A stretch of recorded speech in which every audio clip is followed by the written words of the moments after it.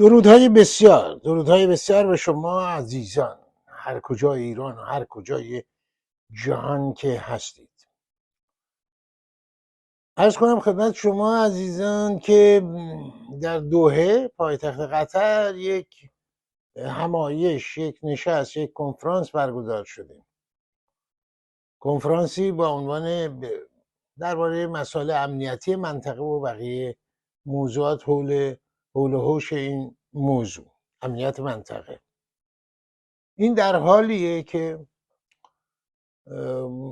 خیلی از دولت‌های آمریکا، حتی دولت‌های دموکرات، اگر به زبان نیاوردن، مثل کلینتون، مثل اوباما، مثل بایدن، اگر رسما به زبان نیاوردن ولی میدونن، اطلاع کامل داشتن و دارن اعضای اون دولت‌ها که جمهوری اسلامی یکی از اساسی ترین عوامل ناامنی یا تروریسم در منطقه بوده و هست. دولت‌های جمهوری خواهان که کم و بیش همین رو اما به زبون آوردن قاطعانه، در زمان جورج بوش پسر و حتی پدر پیش از اون به نحوی، و بعداً در زمان پرزیدنت ترامپ هم که گفته شد. حالا چه میشه که در این کنفرانس کسانی هم از آمریکا شرکت دارن و افراد مختلفی هستن در اونجا، در این نشست همایش. خب میزبان قطره، یک کشور ثروتمند که بخشی از این ثروتهاش از بابت قاچ به دست اومده. ایرانی که در واقع صاحبی در حال حاضر حاکم نیست برش. کسانی که هستند در ایران و ملیگرایی و ایران و اینا براشون مسائل مهم نیست. یعنی یک کشوری رو اومدن گرفتن، پنهان هم نکردن که به نحوی ما آمدیم و این کشور رو اشغال کردیم. حرفی که زد آقای خمینی معناش همین بود که با شما ما بر اساس وظایفی که باید عمل نکردیم و رحم کردیم، و وگرنه حتی زنان شما بر ما حلال بودن. و یعنی حرفایی که درباره کشورهای اشغال کننده مسلمانان در صدر اسلام زدن یا عمل کردن، یا هر جایی که بعدها رفتن اشغال کردن.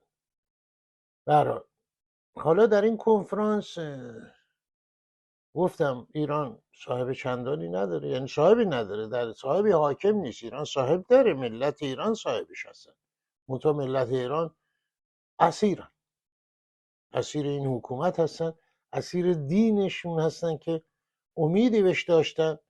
به هر حال هر کسی اسلامی اگر داشت به جای خودش محترم بود براش، و به هر حال امیدی به آخرتشون داشتن از این طریق، هر چی که بود. ولی دیدن خیر، این نیست قضیه.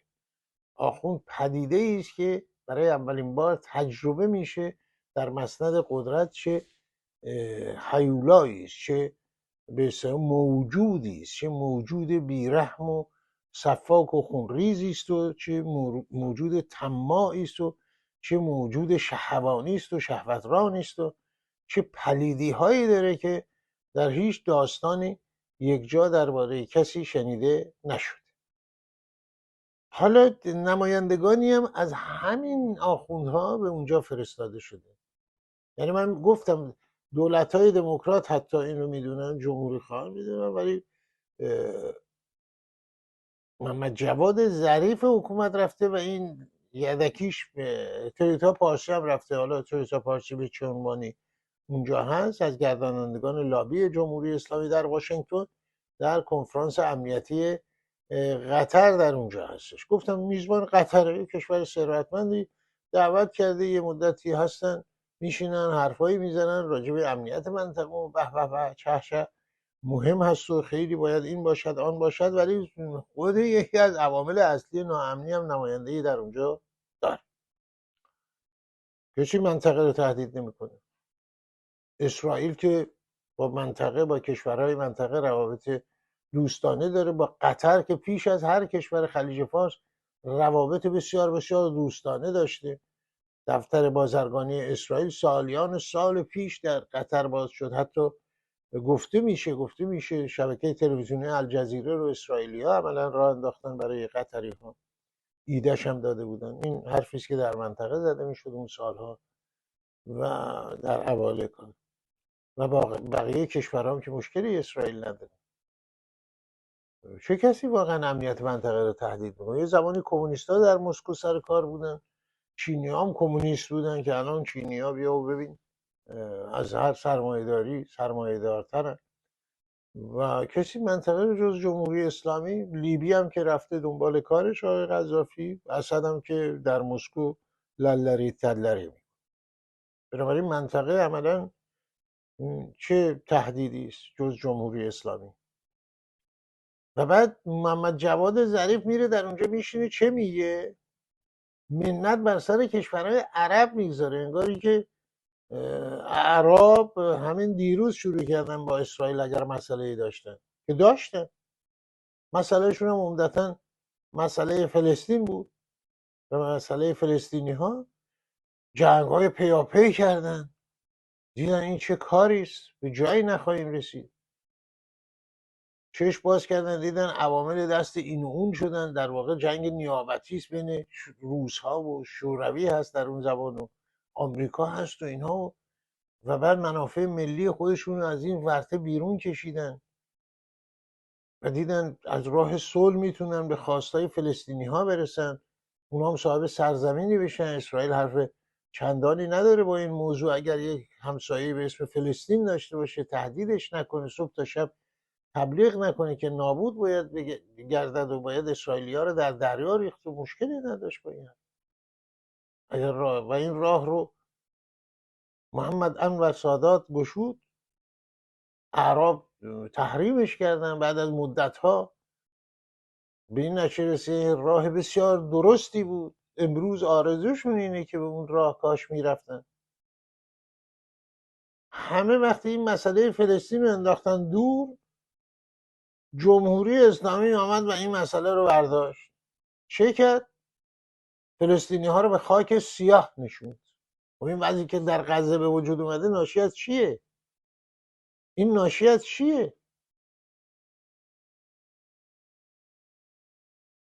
بعد از جنگ به اصطلاح چه میگن؟ جنگی که اعراب داشتن، چه 67 چه 73، به یه نتایجی رسیدن. اردن از حکرانی خودش بر کرانه باختری به سود فلسطینی ها کنار کشید. مصری هم همینطور غزه رو واگذار کردن به فلسطینی ها و این خط مرزی که هست فعلا فیلادلفیا میگه یا هرچی که هست. و بعد رفتن وارد این مسیر شد، جمهوری اسلامی آمد، نابود باید گردد، راه قدس از کربلا میگذره و 8 سال جنگ تمام تحمیل شد به ایران و عراق، مردم ایران و عراق. ظریف میاد میگه ما یه گلوله به خاطر منافع ایران شلیک نکردیم بلکه به خاطر منافع اعراب. خب شما کار بیجایی کردید، این کار کردید. مگه اعراب خودشون گلوله نداشتن مردک؟ اعراب گلوله هاشون همه در کرده بودن، به نتیجه عقلانی رسیده بودن.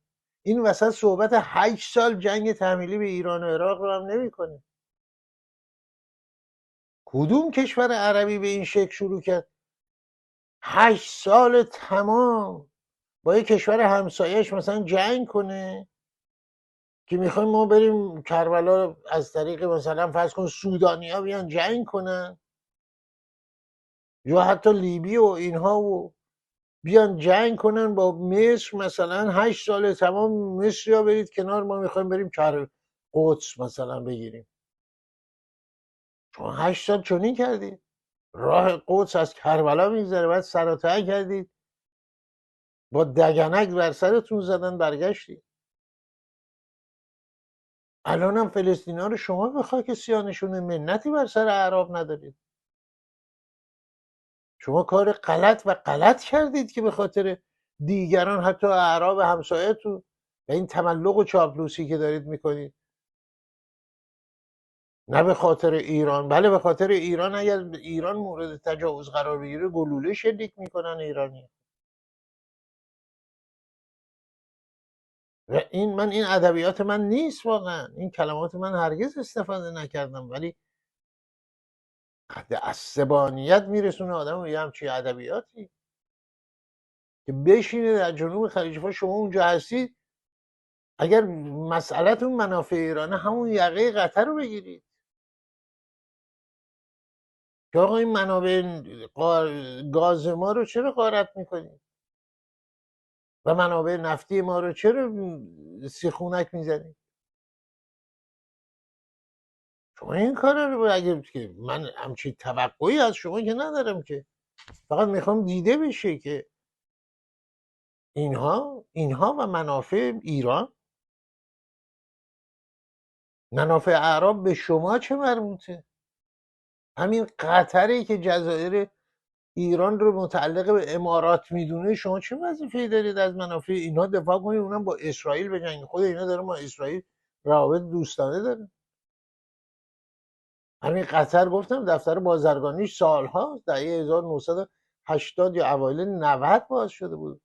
حتی بله، دفتر بازرگانی اسرائیل در قطر.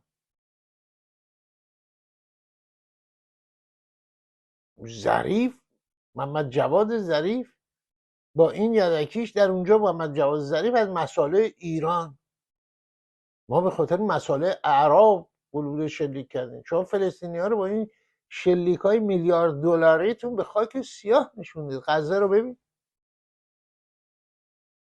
غزه رو ببین، فردا قرار بشه غزه رو بسازن، چه کسانی میسازن؟ عمل بناهای ولایت مدار یا شرکت های بزرگ اروپایی آمریکایی اگر قرار بشه با سرمایه عرب بسازن،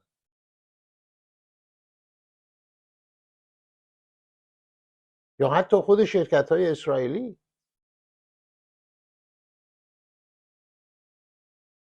ما در زمانی هستیم که